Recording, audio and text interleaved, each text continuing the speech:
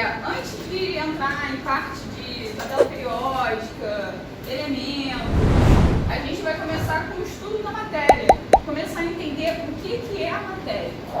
Vocês já devem ter tido isso em física, falando um pouquinho que matéria vai ser tudo aquilo que possui massa, e aí a gente vai lembrar que massa é diferente de peso, beleza? Massa e peso são coisas diferentes. E vai ocupar lugar no espaço. Então, por exemplo, meu celular, ele tem massa, ele tem peso, certo? E ele está ocupando lugar no espaço. E aí a gente também lembra daquela teoria de que dois corpos não ocupam o mesmo lugar no espaço, porque eles têm dimensões diferentes, certo? Uma coisa não pode se sobrepor à outra, certo? Dentro disso, a gente vai para a parte de classificação da matéria. A classificação da matéria ela é feita de duas formas: substâncias e misturas. Primeiro a gente vai começar com a parte de substâncias. A gente tem dois tipos de substâncias. As substâncias simples, que elas são formadas por um único elemento, beleza? Então, por exemplo, eu tenho aqui H2. H é hidrogênio. Eu tenho dois átomos de hidrogênio, mas eu só tenho hidrogênio aparecendo ali. Eu só tenho um elemento fazendo participação ali nessa ligação. O3, a mesma coisa. Eu tenho 3 átomos de oxigênio, mas os 3 são oxigênios. Então, substância simples. Cl2, a mesma coisa. E o nitrogênio, que está ali como exemplo, é só o N, ele também é substância simples. Beleza? Substância composta. A substância composta ela é formada por 2 elementos ou mais, certo? H2O, que é o que a gente conhece, todo mundo já viu, já ouviu falar. CO2, NH3, a gente vai aprender um pouquinho mais sobre isso, sobre essas ligações, sobre essas substâncias, suas propriedades mais à frente. Por hora, vocês precisam saber que quando a gente tem a união de 2 ou mais elementos, a gente tem uma substância composta, beleza? Aqui eu tenho 2 átomos de hidrogênio e 1 átomo de oxigênio. Eu tenho 2 átomos de oxigênio e 1 de carbono, certo?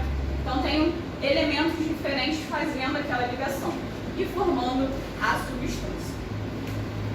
Lembrança que a substância, para quem está vendo, mas o que vai ser uma substância? Ela é uma composição, ela possui composição, né? A gente já viu aqui que ela pode ser formada por um único tipo de elemento, ou por 2 ou mais. E aí ela vai ter características e propriedades diferentes, isso daí vai variar. Cada substância vai ter a sua composição e a sua propriedade ela vai variar de acordo com as ligações que estão sendo feitas, com os elementos que estão participando da ligação. Beleza? Dúvidas? Vamos lá.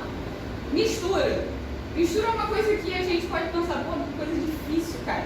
Mas a gente faz mistura e a gente vê mistura o tempo inteiro. A mistura, ela vai ser a união de 2 ou mais substâncias diversas. Então, pode ser mistura com substância simples junto com substância composta, certo? E aí ela vai ter tanto a composição quanto a propriedade diferente também. Isso vai variar também de acordo com as substâncias que estão formando aquela mistura. A classificação de mistura, ela vai poder ser ou homogênea ou heterogênea. O que seria uma mistura homogênea? É aquela que, a olho nu, a gente está vendo ali só uma fase. E aí eu coloquei aqui uma observação aqui embaixo, que às vezes a gente está vendo só uma fase, mas na verdade ela não é só uma fase. Por exemplo, o leite. Abri lá a caixinha do leite, coloquei o leite no copo. Todo branquinho, né?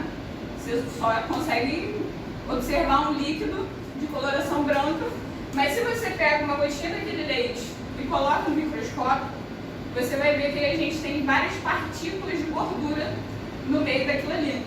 Então, você consegue ver uma separação. Por quê? Mistura homogênea, a gente só consegue ver uma fase.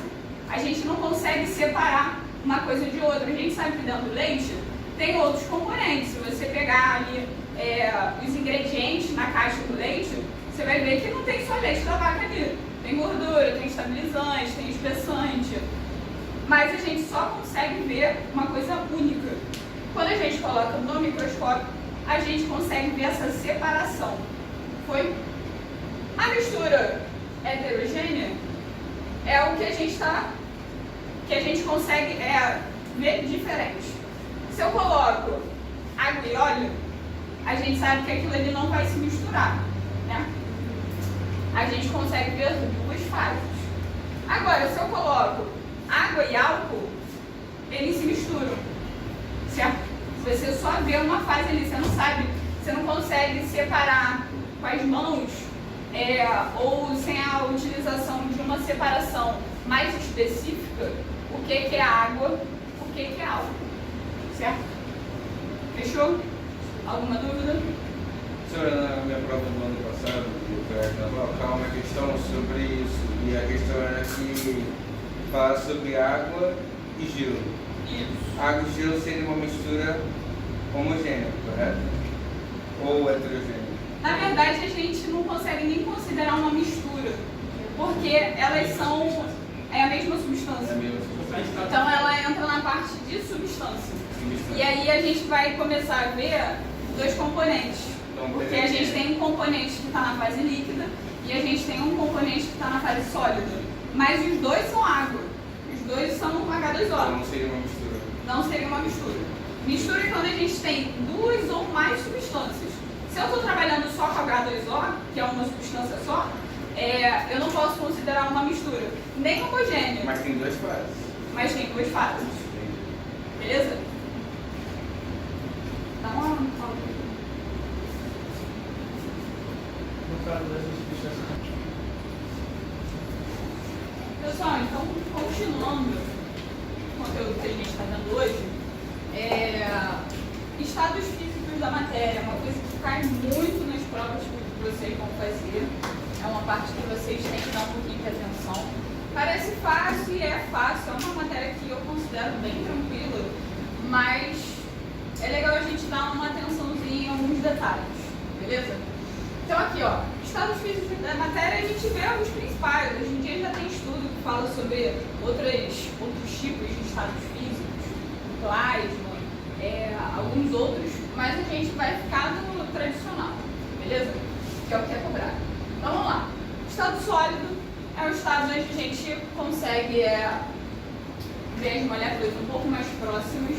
Aliás, ver não, porque a gente não consegue ver as moléculas, mas a gente sabe que elas estão mais próximas e existe pouca agitação.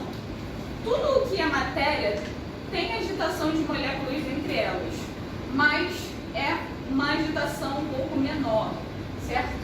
Aqui embaixo eu fiz um esquemazinho para mostrar para vocês de forma visual como que a gente poderia entender um pouquinho isso.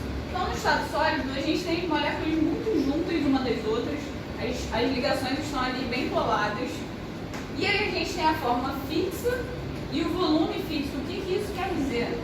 Quer dizer que peguei aqui o meu celular, certo? Estado sólido. Os componentes, as moléculas que formam o meu celular estão no seu estado sólido. Se eu pegar um cubo de gelo, ele vai estar ali sólido. Isso quer dizer o quê? Que as moléculas de H2O, de hidrogênio, de oxigênio, elas estão ali abraçadinhas, certo? E elas têm forma fixa. Por quê? Coloquei a água dentro da forminha de gelo, a forma daquilo ali é o quadradinho onde ela se solidificou. Beleza? O volume também não vai variar. Isso eu estou determinando estado sólido. Uma caneta está no seu estado sólido, ou seja, ela tem a forma de caneta. Ela tem o volume da caneta, ela não expande ela. Beleza? Estado líquido. O estado líquido já é um pouco mais, as moléculas já estão um pouco mais agitadas, as ligações já estão um pouco mais afastadas, tanto é que elas têm mobilidade.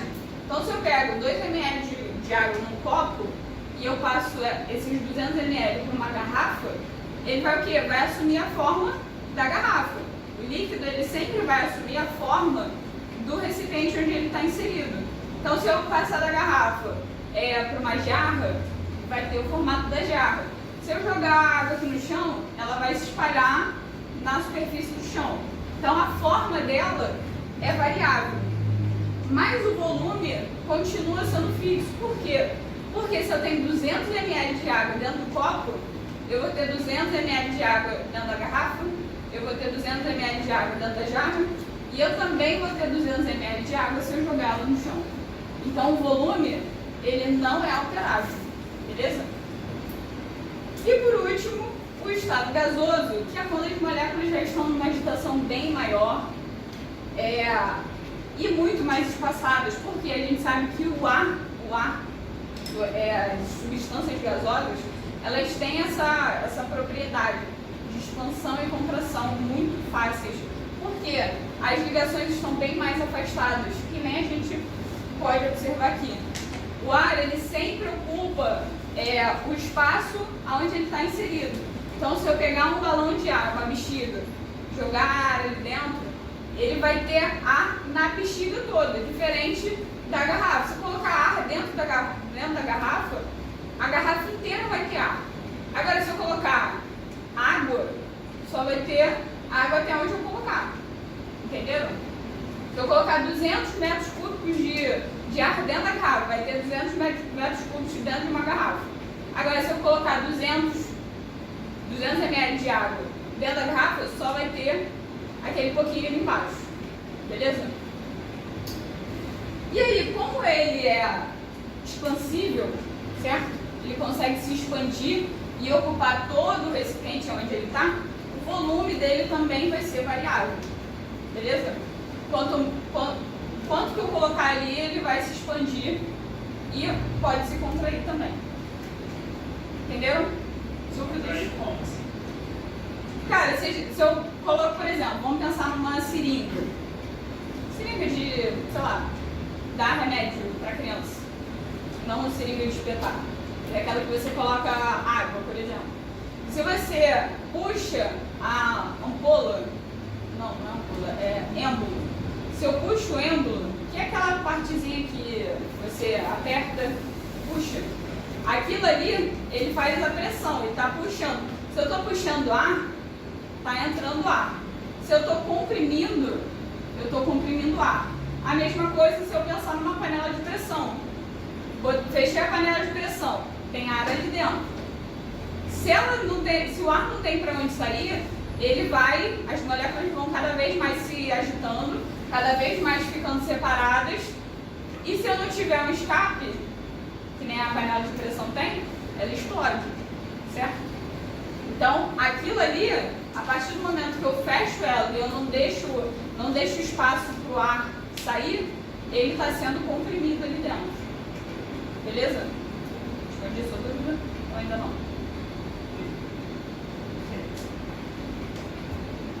Depois de a gente ter visto os estados físicos, a gente parte para as mudanças de estados físicos. Por quê? Esses estados aqui, eles podem ser mudados. O gelo pode derreter, certo? A água pode congelar, beleza? Então, isso daí pode ser alterado. Então, aqui a gente tem um quadrinho que, com certeza, vocês já viram em algum momento da vida, com exceção da Antônia, que ainda não chegou no ensino médio. Mas é um quadro que até outras matérias também costumam ver. Então, a gente tem estado sólido, líquido e gasoso. E as transformações que a gente tem dentro desses estados. Do sólido para o líquido, a gente, indo pelo caminho de cima, seguindo as setas de cima, a gente vai ter os processos de absorção de calor. Ou seja, ele vai estar, aquela matéria, aquela substância, ela vai estar consumindo calor. Então, a gente vai ter o aumento da temperatura, certo? Então, do sólido para o líquido, a gente tem o processo de fusão, beleza?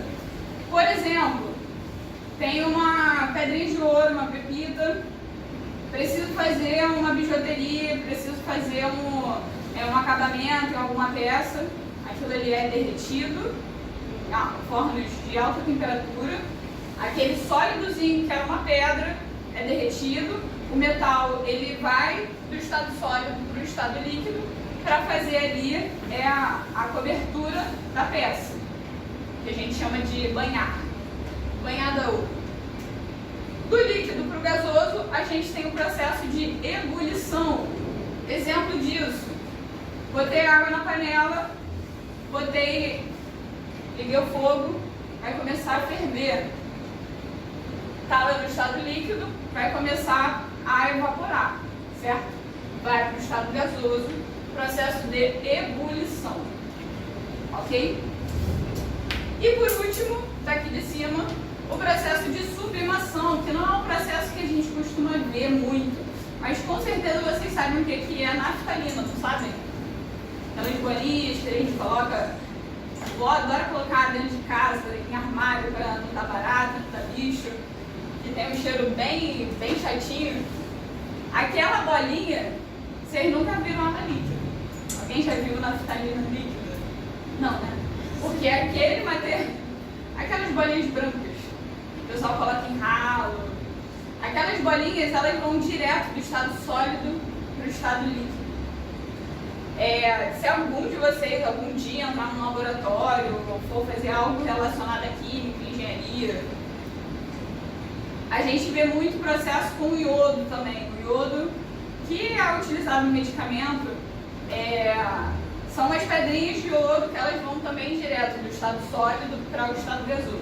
Mas o que normalmente a gente dá de exemplo é a naftalina, porque é o que vocês têm acesso.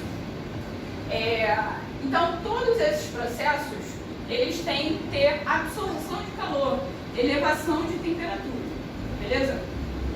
Agora, as setas aqui de baixo estão mostrando o processo contrário. Do gasoso para o sólido, processo de ressublimação, que também acontece com o iodo, não acontece com a naftalina. Do gasoso para o líquido, a gente tem a condensação ou a liquefação. Pessoal aí que um exemplo prático disso. Ligou a panela, aquela panela que você estava colocando para ferver a água, tampou. Vocês vão perceber, principalmente quem tem aí panela de tampa de vidro, mas na outra também dá para perceber, sei lá, fez o arroz. Aquilo ali, a água evaporou, bateu na tampa da panela que está um pouco mais fria, o que acontece com aquele vapor? A água condensa, vira gota. Esse é o processo de condensação, beleza? Quando pela diferença de temperatura, o gás ele vai bater em uma superfície e aí ele vai se condensar, ou seja, ele vai se transformar em água de novo. Que nem acontece no céu, nas nuvens. A gente tem a evaporação da água que está aqui na superfície, elas sobem, lá em cima, na atmosfera, elas são resfriadas e aí elas vão acumulando ali até o momento que elas caem em forma de água. Beleza? Esse é o processo. Copo d'água também. Copo d'água também. A parte de fora que é a líquida. Exatamente. E o contrário do líquido para o sólido, o processo de solidificação. Todo mundo já fez, porque todo mundo já fez gelo. Já fez gelo, já fez sacolé.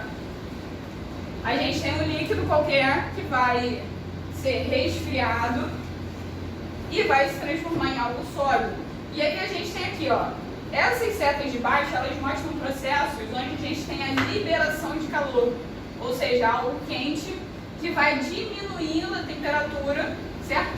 E vai trocando de fase. Beleza, pessoal? Dúvidas? Alguém tem algum comentário? Nada? Tá bom. Gelo seco, como é que se faz gelo seco? Gelo seco. Você sabe o que é feito de gelo seco? Não.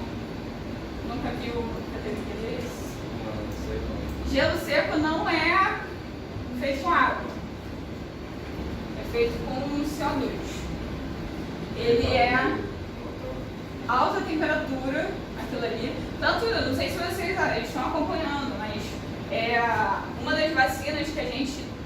que o pessoal estava pensando, que elas são muito sensíveis à temperatura e elas precisam ser armazenadas em torno de menos 70 graus Celsius, coisas do tipo.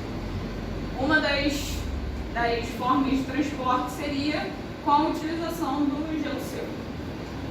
Também tem outras formas de se resfriar assim tão baixo, mas o gelo seco é uma coisa acessível. Beleza? Mas o gelo seco também passa por esse processo de sólido direto para gás. Não fica líquido. Beleza? Sublimação. Isso. Aqui embaixo a gente tem dois gráficos, certo? Substância pura e mistura comum. Tá? Depois a gente vai ver dois casos onde a gente tem dois tipos diferentes de mistura. Mas por enquanto esses dois. Vocês conseguem analisar a diferença entre um e outro? O que vocês veem aí de diferente? Quando muda o estado, a temperatura do tempo é constante. Nesse primeiro gráfico, isso aí. Nesse primeiro gráfico, onde a gente está trabalhando com substância pura, a gente tem duas temperaturas, certo? Temperatura 1, que se refere à temperatura de fusão, e temperatura 2, temperatura de ebulição. E aí aqui eu fiz um esqueminha. Por quê? Quando a gente troca de estado físico, de exemplo, de sólido para líquido, durante o processo de fusão, eu continuo tendo os dois estados físicos, beleza? Porque é um processo, é como se eu tivesse, sei lá, coloquei o gelo dentro de um copo. Durante o processo em que o gelo está derretendo, eu começo a ter água, mas eu ainda tenho gelo. Então tem dois estados físicos ali, beleza? Então eles têm que estar aqui, ó, estado sólido mais líquido durante a fusão.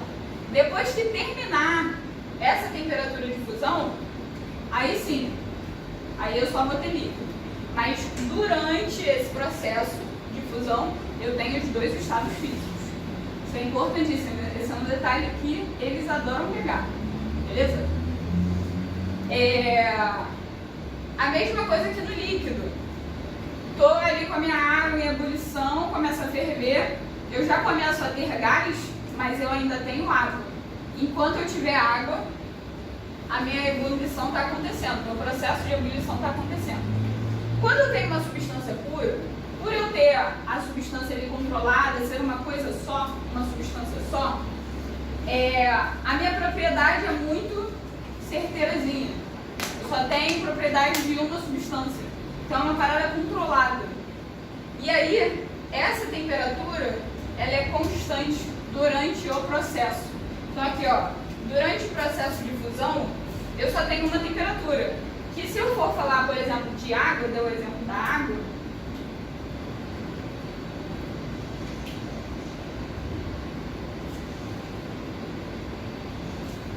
se eu der o processo da água, a minha temperatura de fusão é 0 e a minha temperatura de ebulição é 100 graus Celsius. Beleza? Isso aqui é um termômetro, tá? Termômetro, água, minha temperatura de fusão da água, ou seja, quando eu começo a ter gelo, é 0. Minha temperatura de ebulição, que é quando ela começa a evaporar, é 100. Beleza? Isso aqui é um dado concreto, é fixo. Tá? Então, durante a minha temperatura T1, se eu estiver falando da água, ela vai estar a 0 graus. E a minha temperatura de T2 vai ser 100 graus. Beleza? Foi? Isso se eu estiver falando da água. Isso daí, essas temperaturas, elas variam de substância para substância. Ok? Agora, se eu estiver falando de uma mistura,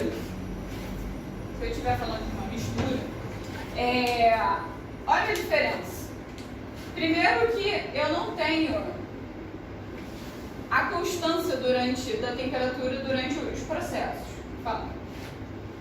Acho que não tem muito a ver, mas por exemplo, se for água não, o óleo, Sim. qual vai ser a temperatura para ele se transformar em outra coisa?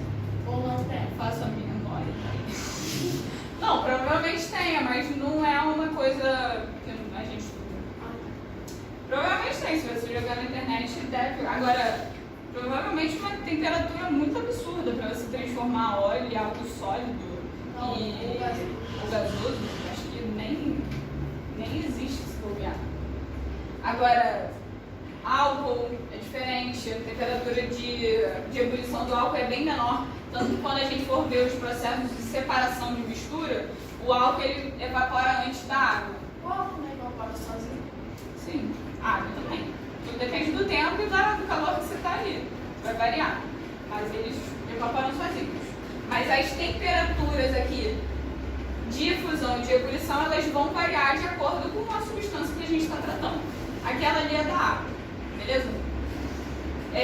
Mistura comum. Olha a diferença. Eu não tenho uma temperatura constante durante os processos de fusão e de ebulição. Eu tenho uma variação de temperatura. Então, por exemplo, ela pode começar em 0, e ir até 5. Exemplo, tá, galera? E aí a minha variação vai ser de 5 graus. Meu delta, isso daqui é um delta. Delta T, variação de temperatura. O símbolo delta a gente sempre usa quando a gente tem uma variação de final menos inicial. Tá? Não? A mesma coisa aqui em cima, ó. Durante o processo de ebulição, eu também não tenho só uma temperatura, ela vai variar. Então ela vai começar em um grau e terminar em outro. Beleza? Essa é a grande diferença entre mistura e substância. Por quê? Na mistura eu tenho mais de uma substância. Então elas não consigo categorizar elas certinho. Que ponto começa, que ponto termina. Beleza? É por isso que essa cobrinha assim, que uma vai mais rápido que a outra. Exato. E depois de gás, depois de chegar a gás, qual a temperatura que chega? Cara, as temperaturas são variáveis. Depois de 374 graus, vai para onde? Pessoal, dá um gás aqui só para terminar esse finalzinho, que tem a ver com o que a gente estava diretamente com o que a gente estava vendo antes, e aí a gente já vai partir para outra parte. A gente viu ele do outro lado, misturas comuns, beleza? Agora aqui a gente vai ter dois gráficos, misturas que a gente chama azeotrópicas e misturas eutéticas, beleza? A grande diferença entre essas e a mistura comum é que na mistura comum, os dois processos de transformação de fase e de mudança de fase que a gente tem, elas são variáveis. A temperatura ela vai variar durante o processo de fusão e durante o processo de ebulição. Na mistura azeotrópica, essa variação vai acontecer só na ebulição. Por quê? Porque durante o processo de fusão, a temperatura se mantém constante. Beleza? E na mistura eutética vai ser o contrário. Na fusão, durante a fusão, a gente tem a variação de temperatura durante o processo. E no processo de ebulição, a temperatura volta a ficar constante durante a transformação. Esse é o detalhe que muda entre um e outro, e desses tipos de mistura para mistura comum. Beleza? E isso daqui vai variar com a substância que a gente está trabalhando. Mas normalmente isso é dito na prova. Eles já mandam logo falando que é uma mistura eutética. Vocês não tem que saber, tal substância vai gerar uma mistura eutética ou uma mistura azeotrópica. Isso não acontece. Ele já fala diretamente e vocês só precisam saber ler que a mistura azeotrópica, fusão constante e ebulição variável, e mistura eutética, fusão variável e ebulição constante. Tá. Mesmo que esse tipo de mistura só uma das temperaturas varie, como no caso a ebulição ou outra fusão, se em algum dos casos varia, a mesotrópica ou eutética é uma mistura. Sim. Se não em nenhum dos dois casos varia, né, É uma mistura comum. É uma mistura comum. Exatamente. É uma mistura ou uma substância? Não, uma mistura comum. Mistura. No caso ali, Aqui a gente tem substância pura e mistura. Na mistura comum, todos os processos vão variar. porque eu não peguei muito bem assim, a substância, é o oxigênio, hidrogênio, né? Você Sim. composta. É uma substância, só que é composta de mais um tipo de átomo. H2O é hidrogênio e oxigênio. Sim. mesmo sendo dois tipos de partículas, né? Então, deixa eu só te interromper.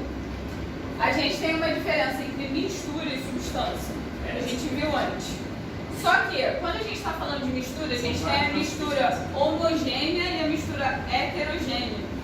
A mistura homogênea, aí aqui a gente não está nem falando, nem fazendo separação, a gente está só falando de mistura. Mas, por exemplo, se eu tiver aqui só H2O, eu vou estar ali trabalhando com a mesma substância, que nem o amigo que falou anteriormente, que caiu na prova.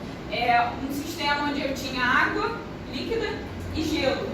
Eu não posso dizer que eu tenho uma mistura, porque os dois são água. Os dois são a mesma substância, a substância composta, mas continua sendo só uma substância. Eu não tenho mistura, sei lá, mistura se eu tivesse água e álcool, por exemplo. Entende? Isso é uma mistura. Porque essa parte de que é mais uma substância entende a mistura. Aí, se é mistura, sim, geralmente a temperatura sempre vai variar, nem que seja só uma das duas. Exatamente, mas para ser mistura, eu preciso ter mais de uma substância ali junto. Entende? Sim. Foi, pessoal. Eu sei, esses conceitozinhos que tranquilo, é fácil, mas quando a gente começa a colocar gráfico, quando começa a falar de questão de prova, vai pegando. Porque tem substância simples, tem substância pura, tem mistura comum, tem mistura azeotrópica, tem mistura eutética. Qual é a diferença mesmo entre azeotrópica e eutética? A diferença entre a mistura azeotrópica é que durante o processo de fusão, a temperatura é constante. No processo de ebulição, ela dá uma variável. Ela tem variação da temperatura. Na eutética, é diretamente contrário. A gente vai ter a variação no processo de fusão e no processo de ebulição ela vai ser constante. Beleza? Todo mundo sabe que aqui é uma coisa constante, né? Beleza? Isso aí.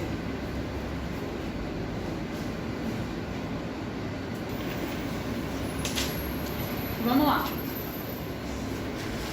Continuando o que a gente estava vendo, a gente já viu substâncias, já vimos misturas e agora a gente vai ver parte de métodos de separação de mistura, beleza? Coisa que a gente faz a rodo aí durante a vida inteira. E às vezes sem nem saber, cara, isso daí tem tudo a ver com química. Às vezes a gente acha química chata, química complicada, mas é uma parada simples que a gente faz química. Então, vamos lá. A gente já viu que a gente tem misturas homogêneas, misturas heterogêneas. A gente tem três principais estados físicos da matéria: sólido, líquido e gasoso. Primeira coisa, as duas primeiras separações aqui que a gente vai ver são separações entre líquidos e elas são um pouquinho mais complicadas. Eu não sei se vocês já viram, sei lá, na escola vocês costumam ver isso, que na Reduc, que é aqui perto, já conhece a Reduc? Já ouviram falar? É a maior refinaria que a gente tem aqui no Rio de Janeiro, e acho até que na América Latina, se eu não me engano. Eles têm uma torre na refinaria, onde em cada uma das etapas sai um tipo diferente de produto. O petróleo ele entra bruto e ele vai sendo separado, ele vai sendo refinado. Então a gente tem o piche, que é utilizado na construção do asfalto. A gente tem a gasolina, a gente tem querosene, a gente tem gás natural, a gente tem álcool, a gente tem diesel. Isso tudo é derivado de petróleo e isso tudo é separado nessa torre de refinamento. Beleza? E aqui a gente tem dois processos de destilação que a diferença maior vai ser: na destilação simples, a gente vai ter dois líquidos que têm diferentes pontos de ebulição. Lembrando que ponto de ebulição é quando o líquido começa a se agitar e passa do líquido para o gasoso. Beleza? Esses dois líquidos eles vão ter pontos de ebulição diferentes. O que é o ponto de ebulição? É o ponto onde ele começa a se transformar em vapor, começa a se transformar em gás, ok? Então, por exemplo, a água e o álcool, os dois são líquidos, os dois são transparentes, eles estão ali misturados. Como é que eu vou fazer para separar a água do álcool. Eu vou colocar eles dentro de um processo que a gente chama de destilação. A gente tem um balãozinho de vidro de fundo redondo. Isso daqui vai estar sendo aquecido por uma chama, certo? Aqui eu vou ter um tripézinho nele. Aqui eu tenho um bico, eu tenho um líquido aqui. Eu tenho um bico para saída de gás, certo? E aqui eu tenho um condensador. Pessoal, o condensador você tem na sua geladeira, você tem um ar-condicionado, certo? Tudo isso eu já vou explicar o que é o condensador.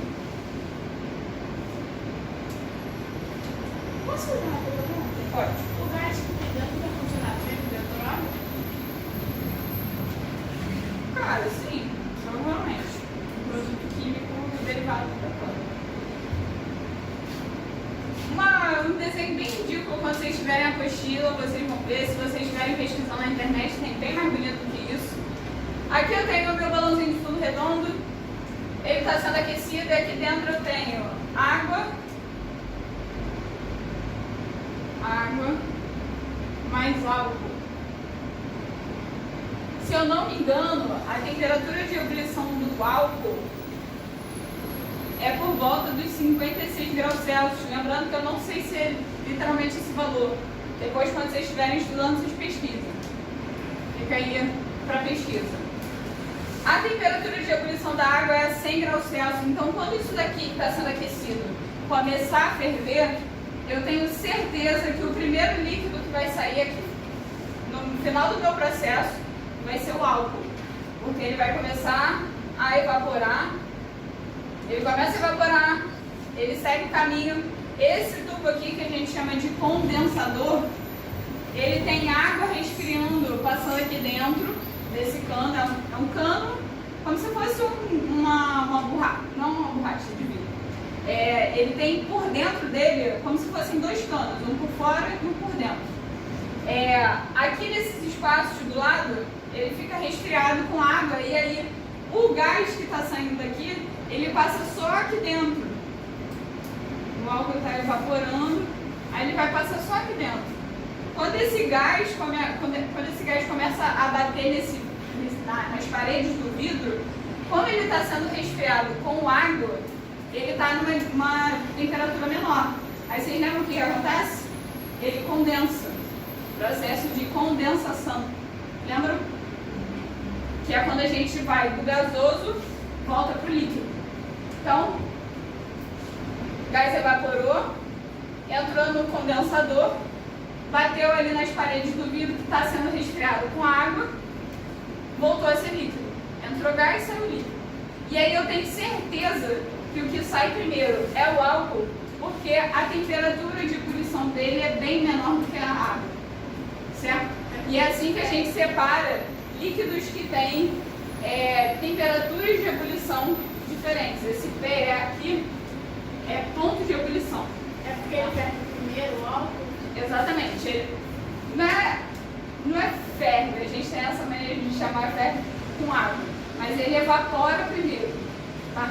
O ponto de ebulição dele é menor. Tem como substância ter algum tipo de sabor? Igual não, porque toda substância tem suas propriedades diferentes. Lembra quando a gente viu a parte de substâncias? Cada uma vai ter uma molécula diferente, um elemento diferente, e isso vai alterar os pontos de ebulição. Mas, na destilação fracionada, a gente tem a separação entre os líquidos com pontos de ebulição próximos. Então, quando não é muito distante, olha a diferença disso daqui. É quase 50 graus de diferença. Quando esse grau é muito próximo, a gente, além desse processo aqui, entre o balão e o vidro, e a parte para a saída do condensador, a gente tem uma torre que já vai separando ali os pontos de ebulição. Beleza? E é o que acontece no petróleo. Exatamente assim que acontece. Os produtos que vão sendo produzidos, eles têm um ponto de ebulição muito parecidos, muito próximos. Então a gente usa a destilação fracionada para fazer essa separação. Tá? Beleza? aqui um experimento de laboratório, uma indústria grande, não é um frasquinho assim que vai separar. Eles separam nas torres enormes, são grandes caldeirões onde isso acontece. Sai fogo ali, na Reduz, não é? Produção. Todas aquelas torres ali estão Uma vez eu fazendo refino do petróleo. Uma delas explodiu. Explodiu? Ela estava na escola. Há muitos anos atrás. Não, foi ano Não, passado. foi vazamento de gás. Não foi explosão. Explosão, acho que teve uma vez na história da Reduz. E a gente não era nem vivo, eu acho. Uma vez. Vocês com certeza não, eu talvez. Foi no Brasil, não? Foi aqui, na Reduz. Depois pesquisei, é uma história interessante.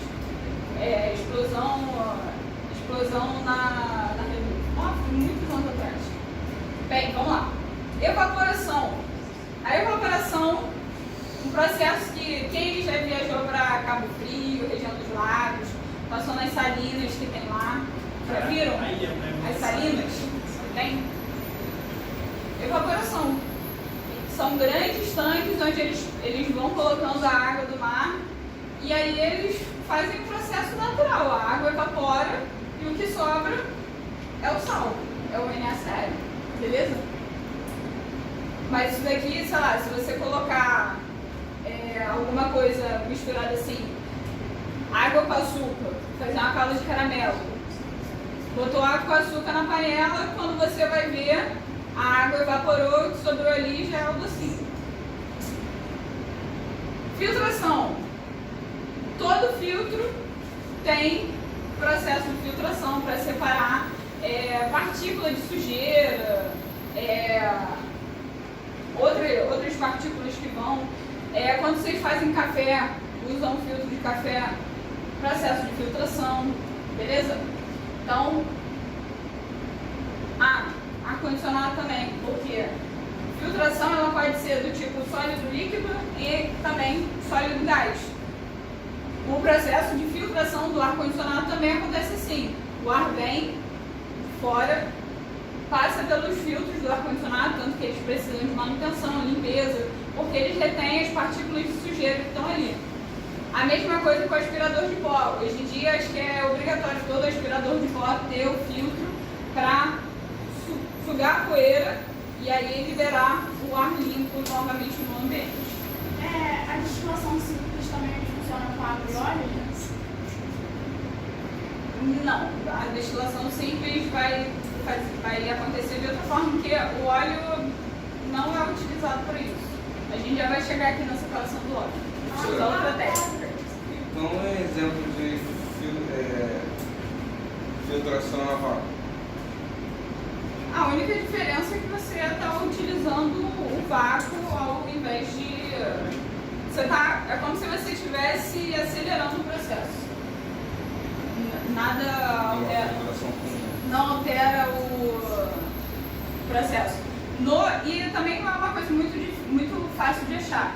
No laboratório, por exemplo, a gente tem os processos de filtração a vácuo que a gente faz, mas é a mesma coisa, ele só acelera aquele procedimento. Não altera em nada o jeito da filtração, você continua precisando de ou papel de filtro ou algum outro tipo de filtro para fazer o processo acontecer. Catação. Quando a mãe ou a avó está lá escolhendo, catando pedrinha do feijão, tirando pedrinha do arroz, processo de catação, tá? Levigação. Acontece muito nos garimpos quando a gente usa a água e a gente usa as diferentes densidades para separar os sólidos. Então, por exemplo, pessoal que isso daí ainda existe, embora seja um processo antiguíssimo. Pessoal lá nos barrancos, no rio, não sei se vocês já viram, parece uma peneira, mas ela não é furada. Ela tem um biquinho. E aí eles ficam lá naquelas... Isso, quase isso.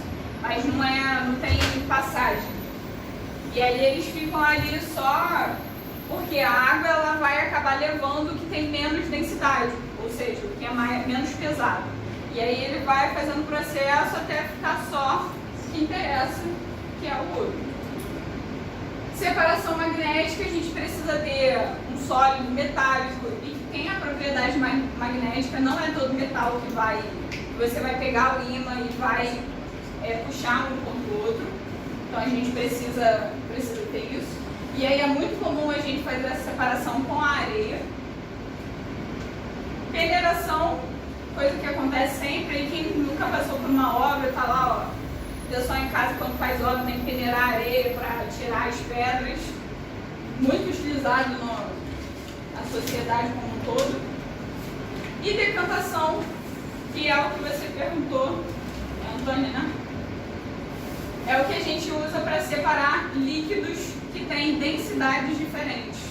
Então a gente acaba separando, como o óleo ele é mais leve do que a água, ele fica na parte de cima, ele vai ser separado, ele vai ser decantado e a gente consegue fazer essa separação. A mesma coisa com a água e a areia.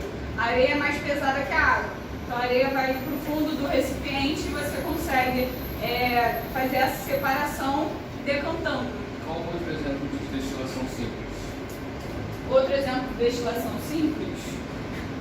Cara, acetona, normalmente acetona, querosene, todos esses que se solubilizam entre si, eles conseguem. Homogêneo. Beleza? Porque se não fossem, esses dois aqui são de substâncias homogêneas. Porque se não fossem homogêneos, teriam outras formas, que nem ela perguntou ali entre água e óleo. A gente consegue, quando a gente vê exatamente onde está a separação de um e outro, a gente consegue ter outras formas de separar. Essas duas aqui é para quando a gente não tem a menor noção de onde está cada coisa. Foi?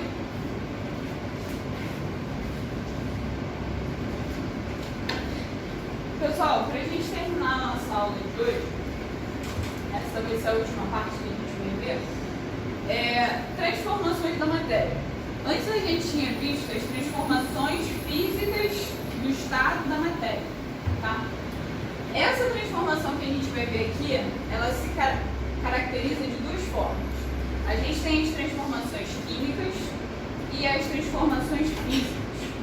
Sempre que uma matéria, e a gente já viu que matéria é tudo aquilo que tem massa e ocupa lugar no espaço, e mais especificamente aqui a gente está falando de substâncias, de materiais, beleza? Sempre que a gente tem uma alteração na matéria, a gente chama isso de transformação ou de fenômeno. Então, transformação ou fenômenos químicos, transformação ou fenômenos físicos. Qual a diferença entre um e outro? Como que eu vou saber determinar se aquela transformação está sendo uma transformação química ou uma transformação física?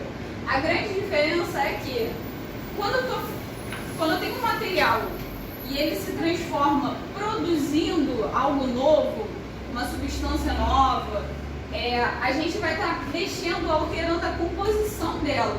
Então, por exemplo, quando eu tenho a queima de um álcool, a queima de uma gasolina, quando eu tenho a combustão daquilo ali, daquele combustível, eu tenho uma transformação química, porque antes eu tinha um combustível líquido e depois eu passei a ter o quê? CO2 e água.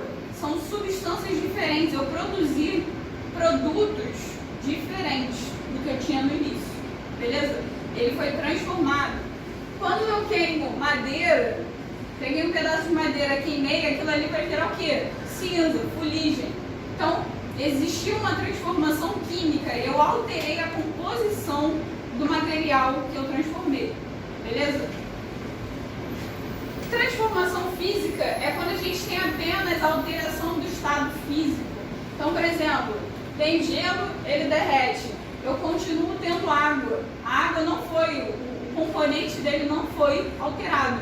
Apenas o estado que ele estava representado. Antes no estado sólido e agora no estado líquido.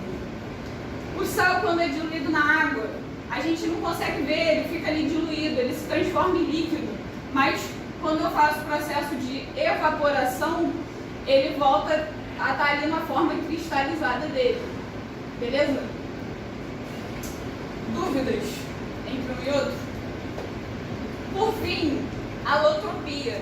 Alotropia é uma coisa que às vezes passa despercebida, mas é um detalhe que às vezes cai e o pessoal não lembra, porque é tão pequenininho que acaba passando batido. A alotropia é o fenômeno que alguns elementos têm de poderem formar mais de uma substância simples. Lembrando que substâncias simples são as substâncias que a gente tem apenas um elemento fazendo composição. Eu posso ter mais quantidade de átomo desse mesmo elemento, mas eu apenas tenho um elemento, beleza? Que nem está acontecendo aqui, ó. Tabelinha, essa tabelinha está na apostila, quando vocês receberem, vocês vão dar uma olhada. A gente tem aqui os elementos e as variações alotrópicas. Eu tenho carbono. Carbono, ele pode produzir tanto grafite quanto o diamante. E aí se você pega, o grafite é uma parada aqui, tu pegou aqui e quebrou. Diamante é um dos materiais mais duros do mundo. É utilizado em broca para perfurar solo. Então, o mesmo componente, o mesmo elemento, ele consegue produzir tanto o grafite quanto o diamante. Qual a diferença entre um e outro? A quantidade e o arranjo da molécula. Mais à frente a gente vai estudar ligações químicas, a gente vai ver como que os átomos eles se organizam durante as ligações, e aí isso vai ficar um pouquinho melhor de entender. Por enquanto, vocês vão imaginar que é como se a gente tivesse, eu dou a mão para ela, dou a mão para ele, e aí essa estrutura é que vai diferenciar o diamante do grafite, certo? O tipo de ligação que existe em um material e em outro.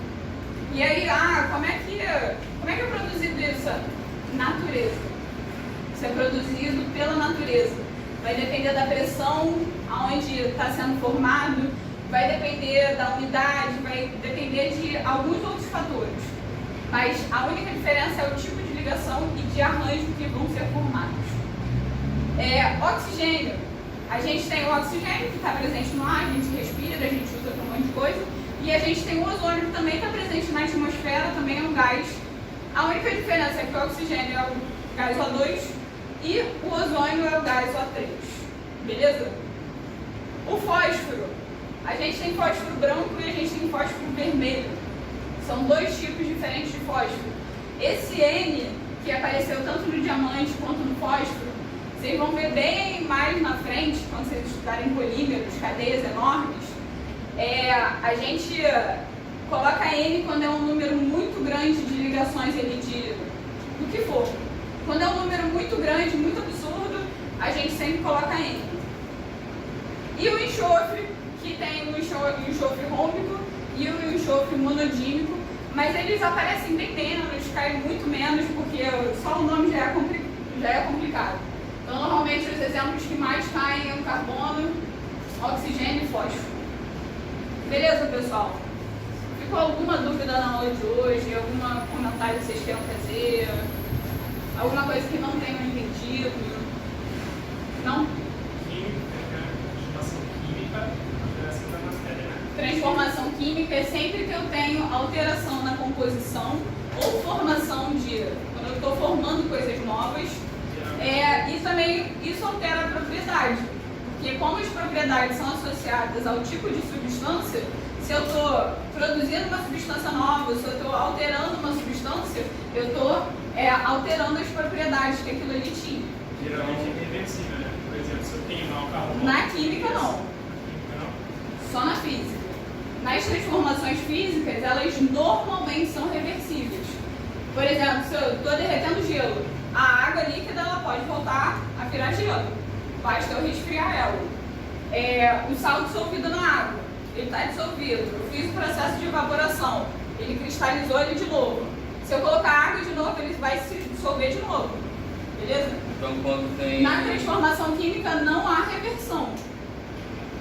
Foi? Então, quando tem mudança no status físico de alguma matéria, é transformação física. Agora, quando totalmente ela muda, isso é Quando ela transformação muda a química. propriedade, composição, é transformação